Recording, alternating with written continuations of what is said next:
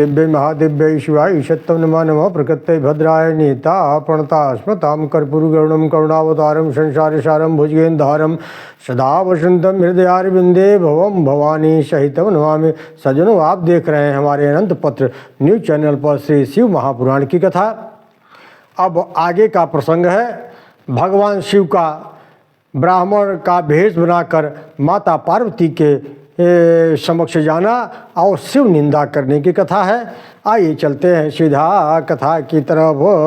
भगवान शिव जटाधारी रूप धारण करके बूढ़े ब्राह्मण का भेष धारण करके सखियों से घिरी हुई माता पार्वती के पास आए। पार्वती कहती हैं, हे ब्राह्मण, आप कौन हैं, कहाँ से आए हैं? तो ब्राह्मण रूपी शिव जी कहते हैं, मैं तो एक तपस्वी हूँ, पर तुम कौन हो, अपना परिचय दो। किम तुम वेद प्रसूर लक्ष्मी, किम स्वरूपा सरस्वती? आप सावित्री हो, महालक्ष्मी हो अथवा सरस्वती हो? पार्वती मैया कहती हैं, हे विप्र, मेरा नाम पार्वती है। मैं भगवान शिव को पति रूप में प्राप्त करने के लिए तपस्या कर रही हूँ। मैं अग्नि में प्रवेश करूँगी, क्योंकि इतनी कठोर तपस्या के बाद भी भगवान शिव मुझे अभी तक प्राप्त नहीं हुए हैं। ऐसा कहकर ब्रह्मचारी के बार बार रोकने पर भी पार्वती जी अग्नि में प्रविष्ट हो गई, किंतु उनकी तपस्या के प्रभाव से अग्नि भी ठंडी पड़ गई, शीतल हो गई। हे देवी, तुम्हारी तपस्या तो बहुत उच्च कोटि की है कि यह अग्नि भी तुम्हारे शरीर को नहीं जला पा रही है। शिव जी कहते हैं, किंतु फिर भी अब तक तुम्हारा मनोरथ क्यों पूर्ण नहीं हुआ? तो ब्राह्मण कहते हैं, ब्राह्मण रूपी शिव जी कहते हैं, हे देवी, मैं समझ गया।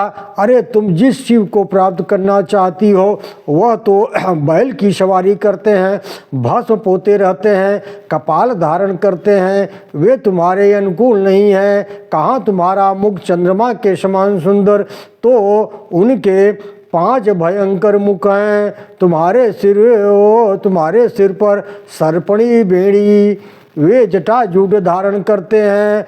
तुम अपने शरीर पर चंदन का लेप करती हो, वे चिता का भस्म लगाते हैं।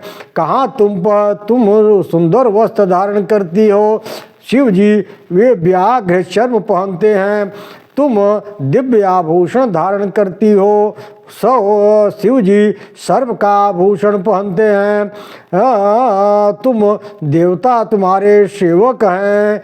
और शिव जी तो वे भूत प्रेतों को लिए घूमते हैं। तुम्हें मृदंग की ध्वनि प्रिय है, तो शिव जी को वे तो डमरू बजाते हैं। वे तुम्हारे अनुरूप नहीं हैं। पार्वती ने ब्राह्मण से कहा, मैं भगवान शिव की निंदा नहीं सुनना चाहती हूँ। अरे, 7 जन्म का दरिद्री भी अगर भगवान शिव का नाम ले ले तो उसका मंगल हो जाता है।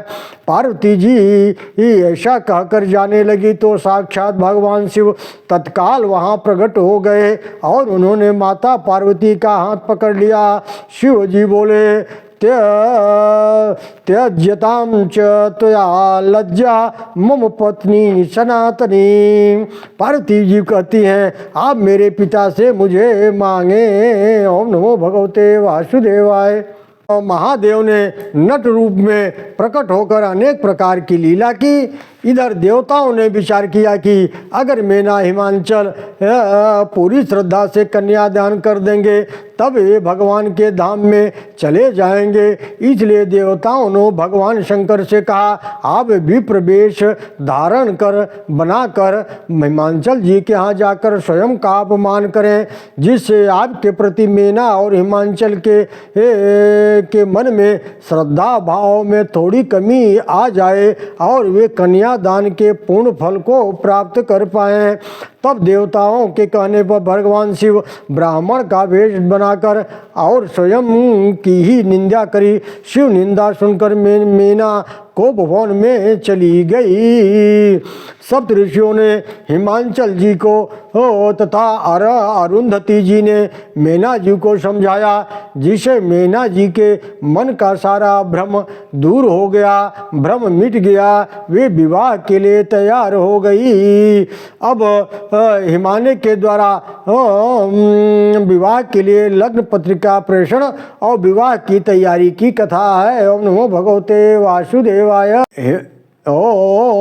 हिमालय के द्वारा विवाह के लिए लग्न पत्रिका का प्रेषण है और विवाह की तैयारी है। पर्वत एवं नदियों का दिव्य रूप धारण कर हिमालय के यहाँ आगमन है। हिमालय ने प्रसन्न होकर महोत्सव के लिए अपने नगर को सजाया। विश्वकर्मा ने दिव्य मंडप तथा जनवासा के लिए दिव्य लोकों का निर्माण कराया। इधर भगवान शिव ने नारद जी के द्वारा सब देवताओं को निमंत्रण दिया। सब देवता अपने सौभाग्य की प्रशंसा करते हुए वहां आए। सब देवता भगवान शिव की जय जयकार कर रहे हैं, भगवान शिव का स्वागत करते हैं और पश्चात सबके कहने पर अलौकिक तथा वैदिक विधि का संपादन करके भगवान शिव ब्राह्मणों को प्रणाम करके कैलाश से प्रस्थान करते हैं। ओम नमो भगवते वासुदेवाय।